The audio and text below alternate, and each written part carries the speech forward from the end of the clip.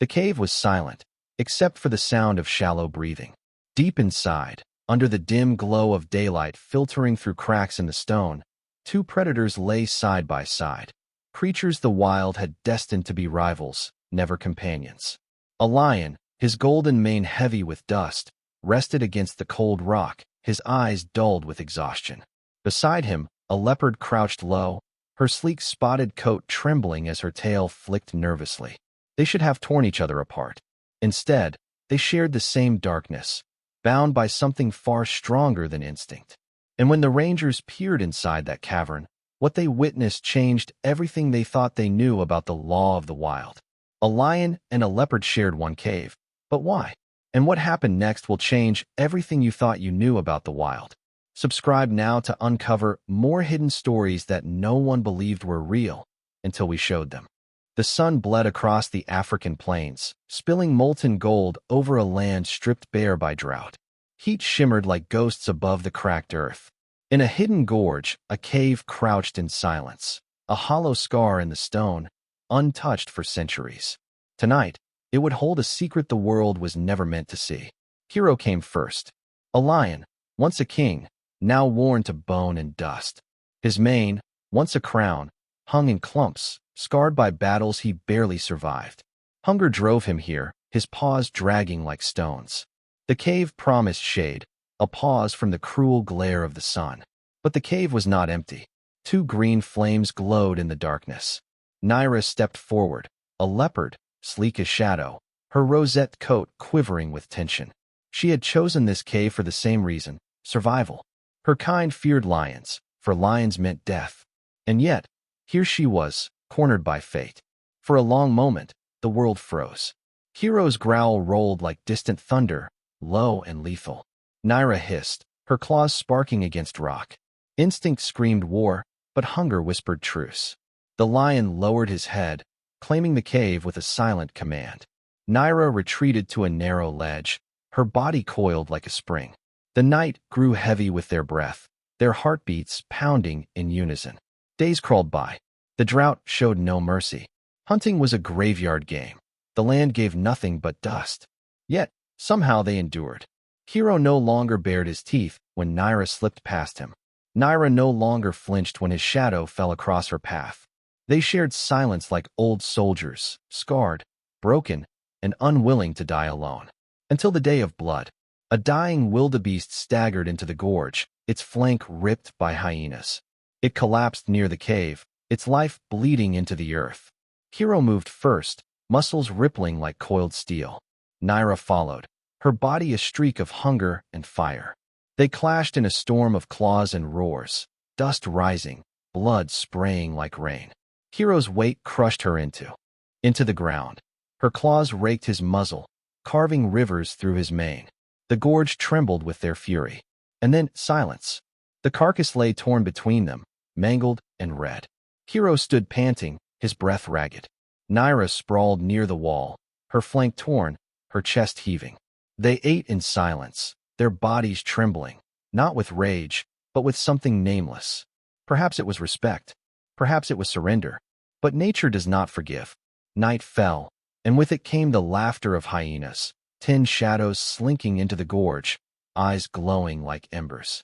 Naira's ears twitched. Hero rose, a giant scarred by war, his breath like smoke. The first hyena lunged. Hero met it like a tempest, his roar splitting the dark. Bones snapped under his jaws. Naira leapt from her ledge, a streak of spotted fury, ripping a throat open in a spray of black blood. For a moment, they were gods, two predators against a tide of teeth. But numbers crush even gods. Naira screamed as jaws clamped on her hind leg, dragging her down. Hero turned, a roar tearing from his throat, his fangs closing on the attacker, breaking it like dry wood. Blood slicked the cave floor. The air reeked of death. When silence returned, the ground was littered with bodies. Hero swayed, his great frame dripping red. Naira lay broken, her eyes dulling like a sunset fading into ash. She looked at him once, just once, not as an enemy, but as something strange, something almost like a friend. Her breath left her in silence. Hero stood over her stillness for a long time, his mane heavy with blood and dust. Outside, the dawn rose pale and merciless.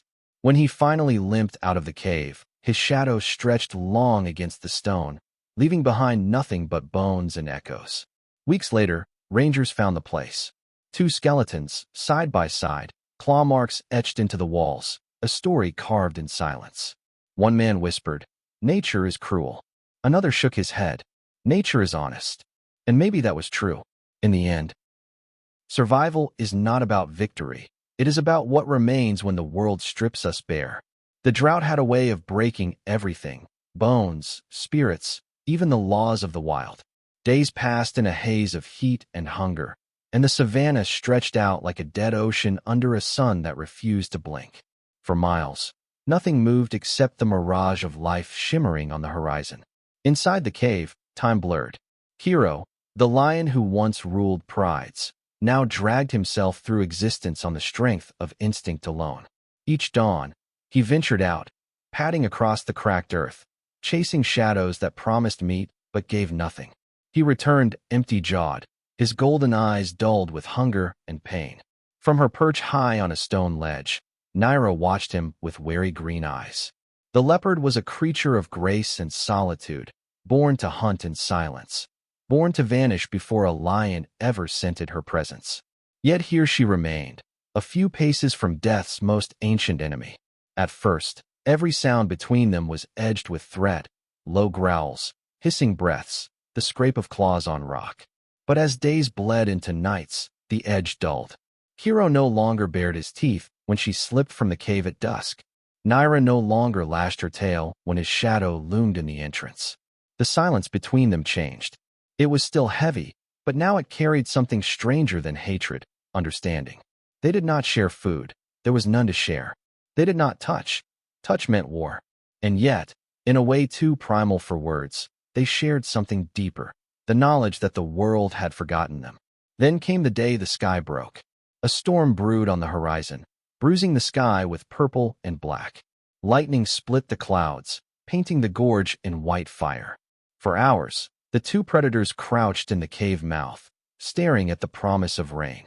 Thunder rolled like distant drums. For a moment, just a moment, they were not lion and leopard, king and outcast. They were simply two creatures aching for water, for mercy, for a world that didn't burn.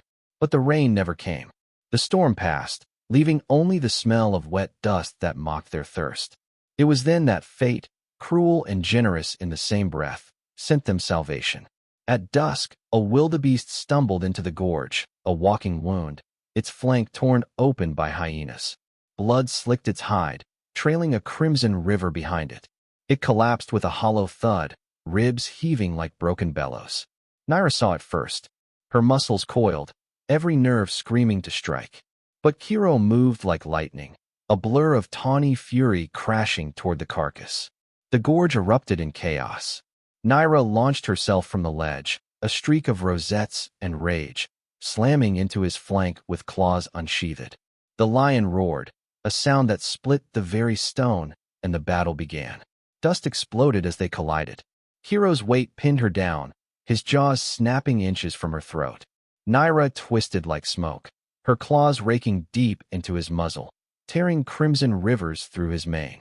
They were storms colliding, pride and survival crashing in a fury of blood and teeth. The wildebeest lay between them, silent and cold, as if mocking their struggle. But there was no stopping now.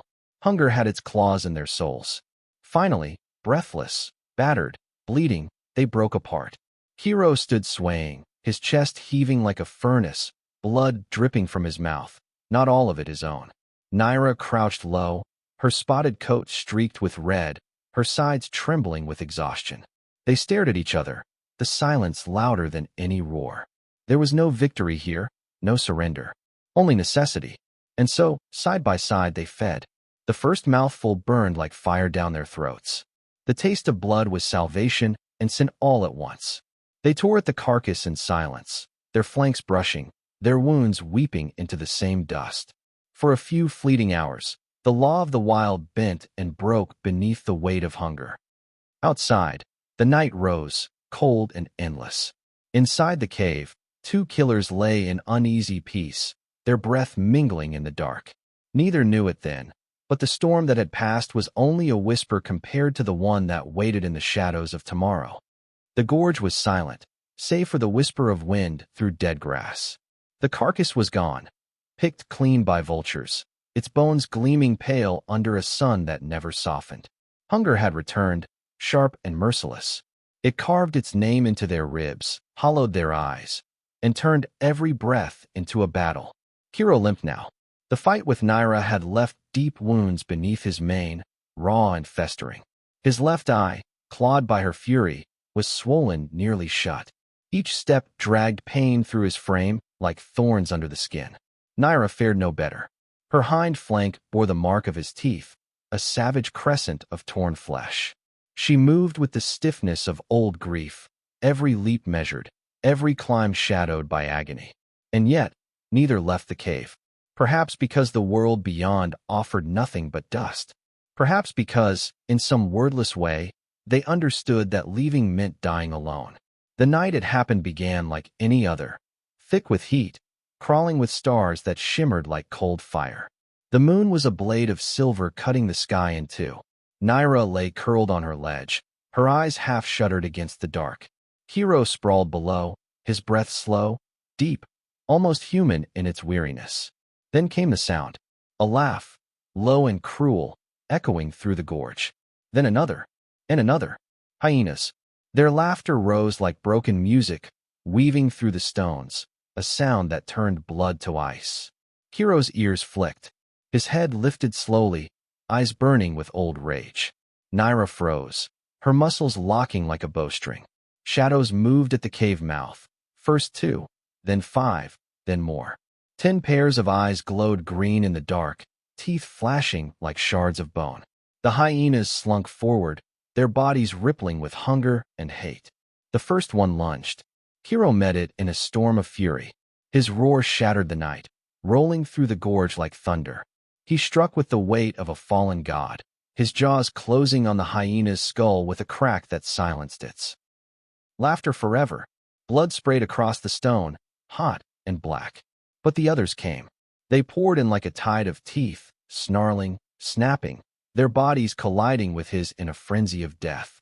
Hero fought like a creature carved from fire and rage, his mane a halo of blood, his claws ripping through flesh and bone.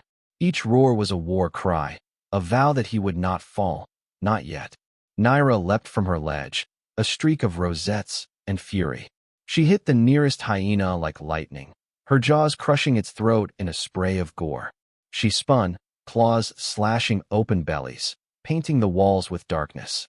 For a heartbeat, they were legends, lion and leopard, back to back, 2 doomed warriors holding the line against a world that wanted them dead.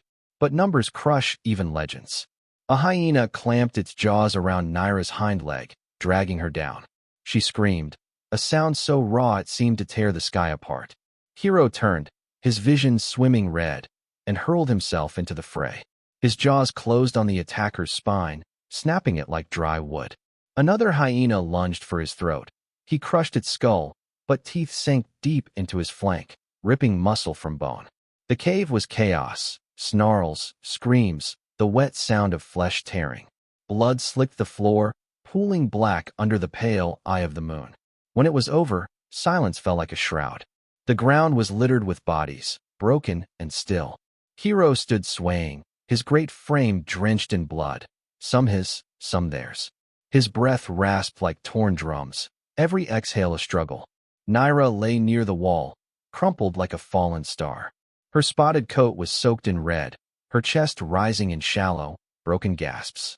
One of her eyes fluttered open, the green fading into glass. For a moment, she looked at him, not as an enemy, not as prey, but as something strange and fleeting. A companion in a war neither had chosen.